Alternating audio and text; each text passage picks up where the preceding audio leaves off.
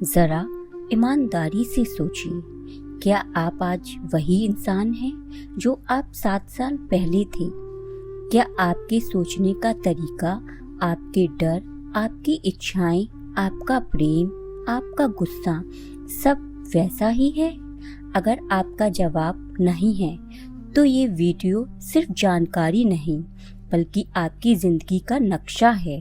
और अगर आपका जवाब हाँ है तो ये वीडियो आपके लिए सबसे ज़्यादा खतरनाक साबित हो सकता है, क्योंकि आज हम उस रहस्य की बात करने जा रहे हैं जिसे जानने के बाद आप अपने बीते जीवन को भी नए नज़रिए से देखने लगेंगे और आने वाले वर्षों को भी। क्यों हर 7 साल में इंसान बदल जाता है? क्या ये सिर्फ उम्र का असर है या फिर हमारे भीतर कोई अदृश्य यात्रा चल रही होती है? ज्ञान कहता है मनुष्य सिर्फ शरीर नहीं है, वह ऊर्जा, चेतना और संस्कारों की चलती हुई नदी है, और ये नदी हर 7 साल में एक नया मोड़ लेती है। मनुष्य केवल एक शरीर नहीं है। आधुनिक विज्ञान कहता है हर 7 से 10 साल में हमारे शरीर की लगभग हर कोशिकाएं बदल जाती हैं, लेकिन सनातन दर्शन इससे हजारों साल पहले कह चुका है मनुष्य के भीतर एक नहीं कई शरीर होते हैं। स्थूल शरीर जिसे आप आईने में देखते हैं, सूक्ष्म शरीर जिसे आप सपनों में अनुभव करते हैं, भाव शरीर जो प्रेम, भय और क्रोध से बनकर उभरता है, मनस शरीर जहाँ विचार जन्म लेते हैं, और आगे आत्मिक शरीर। इन शरीरों का विकास सीधे सीधे ऊर्जा के प्रवाह पर निर्भर करता है, और यही ऊर्जा चक्रों के माध्यम से ऊपर की ओर यात्रा करती है। 7 साल का रहस्य, द 7 ईयर साइकिल। सनातन परंपरा कहती है मनुष्य की ऊर्जा एक साथ सब जगह नहीं फैलती, यह सीढ़ियों की तरह ऊपर चढ़ती है। हर 7 साल में ऊर्जा एक नए चक्र को स्पर्श करने लगती है। इसलिए उम्र सिर्फ संख्या नहीं होती, वह चेतना का स्तर होती है। चलिए अब इस यात्रा को बचपन से शुरू करते हैं। 0 से 7 वर्ष, मूलाधार का जीवन। इस उम्र में बच्चों की पूरी ऊर्जा मूलाधार चक्र पर सीमित रहती है। इसका मतलब क्या है?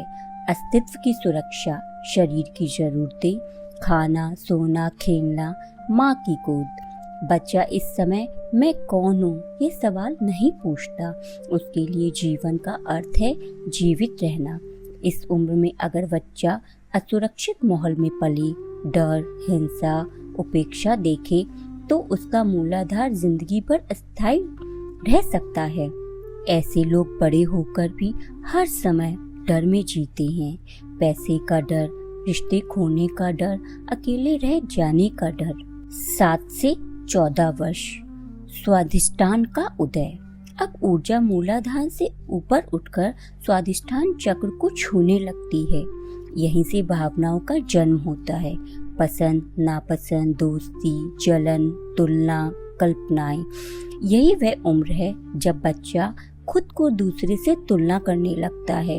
वो मुझसे अच्छा है, वो मुझसे सुंदर है, वो मुझसे आगे है, और यही शरीर भाव की नींव पड़ती है। 14 वर्ष, काम, ऊर्जा का विस्फोट। अब एक बहुत बड़ा परिवर्तन आता है। स्वाधिष्ठान चक्र पूरी तरह सक्रिय होने लगता है, और यहीं से जिस चीज से समाज डरता है वह जन्म लेती है, काम वासना। ध्यान दीजिए, इसे आप पाप नहीं कहते, ये कहता है यह ऊर्जा का स्वाभाविक चरण है। समस्या तब होती है जब समाज इसे समझने के बजाय दबाने लगता है। दबी हुई ऊर्जा विकृति बन जाती है। एक गहरा सत्य, सोचिए, अगर 14 की उम्र में किसी बच्चे को सही मार्गदर्शन ना मिली तो वही ऊर्जा भटकाव बन जाती है, और यही कारण है कि ज्यादातर लोग अपनी आधी जिंदगी असंतोष में जीते हैं। ये तो थी ऊर्जा की यात्रा का केवल पहला चरण। अभी तो हमने मणिपूरक, अनाहत और विजुष को छुआ ही नहीं है। अभी तो ये सुनना बाकी है कि 21 के बाद इंसान क्यों लड़ने लगता है, 28 के बाद दिल क्यों टूटता है, 35 के बाद जिंदगी ठहर क्यों जाती है और 50 के बाद ही परमात्मा याद क्यों आता है? और इससे बड़ा सवाल, क्या इस चक्र के बाहर निकला जा सकता है? इसका उत्तर है हाँ, लेकिन कैसे? अगर ऊपर वाली बातें आपने ध्यान से सुनी होंगी तो अब आपके भीतर एक सवाल उठ रहा होगा, अगर हर 7 साल में ऊर्जा ऊपर जाती है तो फिर जिंदगी बेहतर क्यों नहीं होती? क्यों 21 के बाद लड़ाई बढ़ जाती है? क्यों 28 के बाद दिल टूटता है? क्यों 35 के बाद जिंदगी में अजीब सा ठहराव आ जाता है? और क्यों 40 के बाद इंसान चुपचाप खालीपन महसूस करने लगता है? सनातन कहता है ऊर्जा ऊपर जाती है लेकिन चेतना नहीं, और यहीं से असली खेल शुरू होता है। 21 वर्ष मणिपूरक चक्र, मैं कौन हूँ? 21 के उम्र आते आते ऊर्जा स्वाधिष्ठान के ऊपर उठकर मणिपूरक चक्र को छूने लगती है। मणिपूरक का अर्थ है शक्ति, पहचान, आत्मसम्मान, मैं कुछ बनूं। वहीं ये भ्रम है। अब इंसान के भीतर पहली बार ये सवाल उठता है, मैं कौन हूँ? मुझे क्या बनना है? मुझे दुनिया में क्या साबित करना है? यही कारण है कि 21 के बाद इंसान लड़ने लगता है, खुद को साबित करने लगता है, जोखिम उठाने लगता है और कभी कभी अहंकार में डूबने लगता है। अगर इस उम्र में ऊर्जा को सही दिशा ना मिले तो वही शक्ति क्रोध, असंतोष और तुलना बन जाती है। 21 से 28 संघर्ष का काल, यह जीवन का सबसे अशांत काल होता है। क्यों? क्योंकि काम ऊर्जा भी सक्रिय है, शक्ति ऊर्जा भी सक्रिय है, लेकिन हृदय अभी बंद है। इंसान चाहता है प्रेम, सम्मान, असफलता, पहचान, लेकिन भीतर स्पष्टता नहीं होती। इसलिए इस उम्र में रिश्ते टूटते हैं, करियर बदलते हैं, दोस्त छूटते हैं और मन बार बार हारता है। ये कोई विफलता नहीं, ये ऊर्जा का संक्रमण काल है। 28 वर्ष अनाहत चक्र का खुलना। अब एक बहुत सूक्ष्म लेकिन गहरा परिवर्तन आता है। ऊर्जा अनाहत चक्र को छूने लगती है और अनाहत का अर्थ है हृदय, संवेदना, करुणा, प्रेम। यही वह उम्र है जब इंसान सिर्फ पाना नहीं, कुछ महसूस करना भी चाहता है। यही कारण है कि 28 के बाद दिल टूटता है, पुराने रिश्ते याद आते हैं, माँ बाप की अहमियत समझ आती है, अकेलापन गहराने लगता है, क्योंकि अब मन नहीं हृदय बोलने लगता है। 28 के बाद दिल क्यों टूटता है? क्योंकि इससे पहले आप रिश्ते में थे, जरूरत से, आकर्षण से, अहंकार से, लेकिन अब हृदय खुल रहा है और हृदय झूठ सहन नहीं करता। जो रिश्ता सिर्फ आदर पर टिका हो वह टूटता है, जो करियर सिर्फ पैसे पर टिका हो वो खोखला लगता है। इस उम्र में कई लोग कहते हैं सब कुछ है फिर भी कुछ नहीं है। यह वाक्य अनाहत चक्र की दस्तक है। 35 वर्ष जीवन का ठहराव। अब आता है जीवन का सबसे गलत समझे जाने वाला चरण। 35 बाहर से लगता है घर है, परिवार है, काम है, पहचान है, लेकिन भीतर वही सवाल, वही खालीपन, वही बेचैनी। सनातन कहता है 35 तक तो बुनियाद बनती है, आगे का जीवन उसी पर चलता है। इस उम्र में ऊर्जा का प्रवाह रुक सा जाता है, क्योंकि नीचे के चक्र अपना काम कर चुके होते हैं, ऊपर के चक्र अभी खुले नहीं होते। इसलिए 35 से 42 के बीच अधिकतर लोग यांत्रिक हो जाते हैं, आदतों में जीने लगते हैं, सपनों में समझौता कर लेते हैं। सबसे खतरनाक भ्रम, यही इंसान सबसे बड़ा झूठ अपने आप से बोलता है। अब उम्र निकल गई है, अब क्या बदल सकता है, अब यही जिंदगी है। लेकिन सच ये है ऊर्जा के ऊंचे आयाम यहीं से शुरू होते हैं।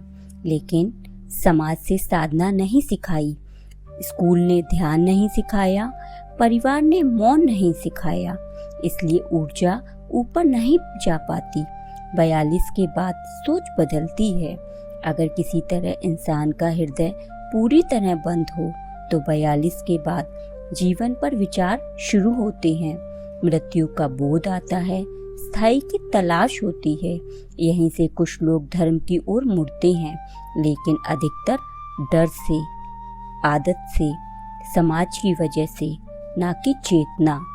अब एक गहरा सवाल, अब खुद से पूछिए, क्या मेरी जिंदगी सिर्फ घटनाओं की श्रृंखला है या मेरे भीतर कोई यात्रा चल रही है? अगर ये यात्रा है तो क्या इसे होशपूर्वक जिया जा सकता है? उत्तर हाँ, लेकिन उसके लिए एक आखिरी रहस्य समझना होगा। अभी तक हमने जाना 21 पर संघर्ष क्यों, 28 पर दिल क्यों टूटता है, 35 पर ठहराव क्यों आता है।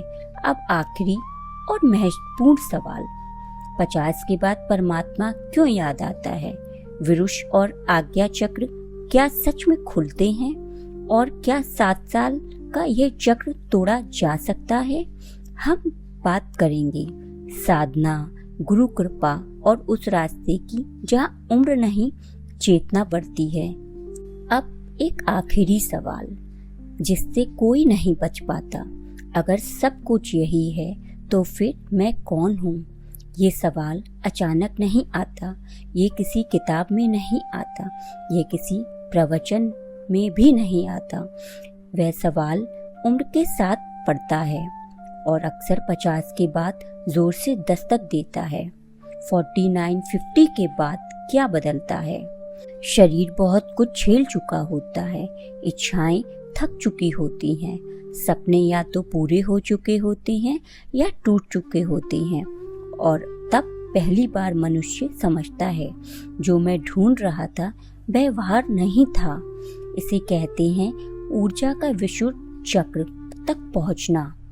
विशुद्ध चक्र, मौन की शुरुआत।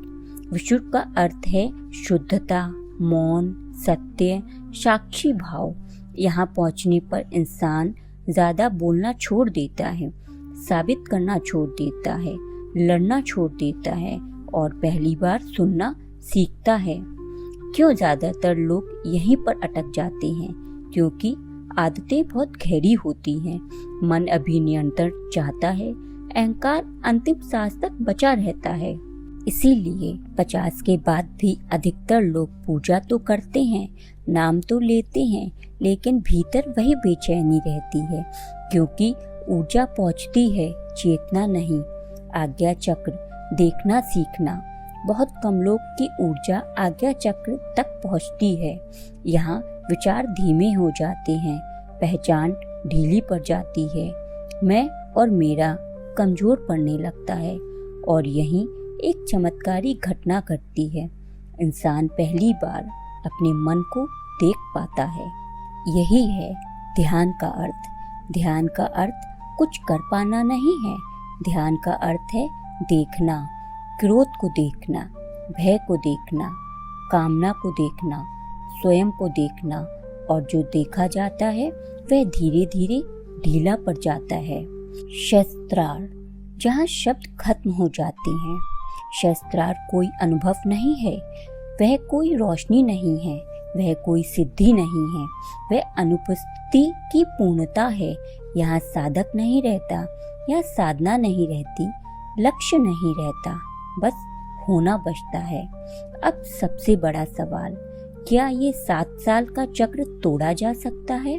उत्तर है हाँ, लेकिन संघर्ष से नहीं, ज्ञान से नहीं, किताबों से नहीं, बल्कि होश से। साधना का असली अर्थ है, साधना का अर्थ कुछ करना नहीं है, साधना का अर्थ है ऊर्जा को बिखरते ना देना, प्रतिक्रिया के बजाय उत्तरदायित्व चुनना, जीवन को जागरूकता से जीना। जब कोई व्यक्ति खाना खाते हुए जागरूक है, बोलते हुए जागरूक है, दुख में भी साक्षी है, तो यह उसकी ऊर्जा समय की प्रतीक्षा नहीं करती। गुरु की कृपा क्यों जरूरी है? क्योंकि मन स्वयं को नहीं देख सकता, अहंकार स्वयं को नहीं छोड़ सकता, आँख स्वयं को नहीं देख सकती। गुरु कोई व्यक्ति नहीं, वह एक दर्पण है जो आपको आपसे मिलवाता है। एक कड़वा सत्य है, ज्यादातर लोग जन्म लेते हैं, जीते हैं और मर जाते हैं बिना ये जाने कि वे कौन थे, क्यों आए और क्या संभव था। लेकिन कुछ जाग जाते हैं। जागा हुआ मनुष्य कैसा होता है? वह शांत होता है लेकिन कमजोर नहीं। वह प्रेम करता है लेकिन आसक्त नहीं। वह संसार में रहता है लेकिन संसार का नहीं होता। उसकी उम्र महत्व नहीं रखती। उसके लिए हर क्षण पहला और आखिरी दोनों होता है। अगर आप 20 में हैं तो संघर्ष को समझिए, 30 में हैं तो हृदय को सुनिए, 40 में हैं तो ठहराव से मत डरिए, 50 में हैं तो मौन को अपनाइए। और अगर आप किसी भी उम्र में हैं तो अभी जाग सकते हैं, क्योंकि चेतना को उम्र की जरूरत नहीं होती। हर 7 साल में शरीर बदलता है, लेकिन जो जाग जाता है उसके लिए हर क्षण नया जन्म होता है। लर्निंग ट्राइब की तरफ से बस इतना ही। अगर आपको विचार पसंद आए हों तो हमारे चैनल से जुड़ना ना भूलें।